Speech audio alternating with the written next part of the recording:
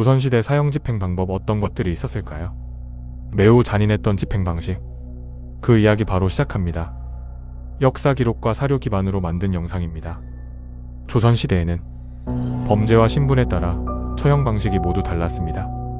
조선의 사형은 단순한 형벌이 아니라 왕권과 국가 통치의 상징이었습니다. 가장 흔한 처형은 참수형이었습니다. 칼 한 번에 목을 베어 끝내는 방식이었죠. 살인이나 반역 같은 중범죄에 가장 많이 사용된 형벌입니다. 하지만 조선의 참수는 그 자체로 경고의 의미도 있었습니다.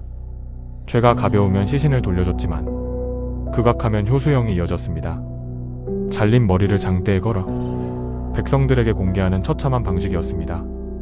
이런 죄인은 나라가 용서하지 않는다. 조선 왕조의 무서운 메시지였죠. 참수보다 느리고 고통스러운 형도 있었습니다. 바로 교형, 목을 매다는 형벌입니다. 형조 관원이 줄을 천천히 당기면 숨이 끊어질 때까지 고통이 이어졌습니다. 대역죄처럼 왕실을 위협한 범죄가 아니라면 중중범죄에 많이 쓰인 방식이었습니다. 그리고 조선 사형 중 가장 악명 높은 형벌, 능지처참도 존재했습니다.